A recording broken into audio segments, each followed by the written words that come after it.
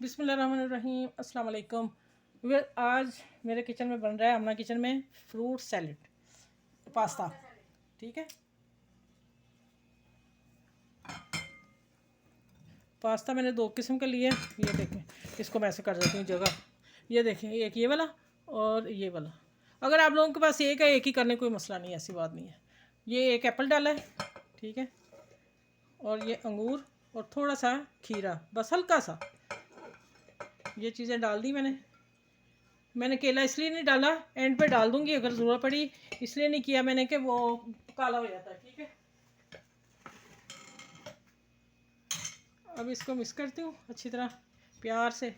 ठीक है, और ये मैंने लिया है, चलें बाद में डालती हूँ। ये क्रीम 2 टेबल स्पून भर के थे, ठीक है, 3 लगा लें। और बीच में फिर थोड़ा सा वो फ्रीज़र में थी तो मैंने थोड़ा सा दूध डाल के इसके मेल्ट कर लिया, अच्छी तरह फेंट लिया। ठीक है, अब मैं ये डाल रही हूँ क्योंकि क्रीमी सैलड है तो क्रीमी ज़्यादा होगी ना। इसको मिक्स करते हैं। ठीक है, आप इसमें अनार डाल सकते हैं और फल डाल सकते हैं, जो आप लोगों के पास उस वक्त हो वो डाल सकते हैं। ज़रूरी नहीं कि मैंने ये चीज़ें डाली हो आप डालें। ठीक है, और मैंने सिर्फ बता रही हूँ किस तरह बनना है। ये 1 टेबल स्पून चीनी ली है, ½ टी स्पून मैंने ब्लैक पेपर लिया है, ठीक है, काली मिर्च पीसी हुई, घर की पीसी हुई है मेरी। ठीक है, अब इसको मिक्स करती हूँ। चलें, ये फ्रूट पास्ता सैलेड तैयार है। चलें,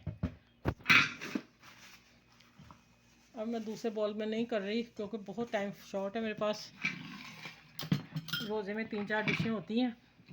चलें, कल मैं करी थी। चलें, ये पास्ता जो है, क्या नाम उसका, सैलेड पास्ता फ्रूट। ठीक है, आप बनाएं, इफ्तारी में मैंने रखा है, एंजॉय करें, बच्चों को दें, बड़ों को दें। आम रूटीन में हम ले सकते हैं, कोई ये नहीं कि इफ्तारी में ही खाना है। सबको दें, बड़ों छोटों को घर में दें, प्यार से रहें, बुज़ुर्गों को ख़ास करके बुज़ुर्गों का ख्याल रखें। अगली रेसिपी मिलती हूँ इंशाल्लाह। अब एक दो रोज़ रह गए हैं, अगली में मिलती हूँ। आप सबको मेरी तरफ से अल्लाह हाफिज़ और दुआ में याद रखिएगा।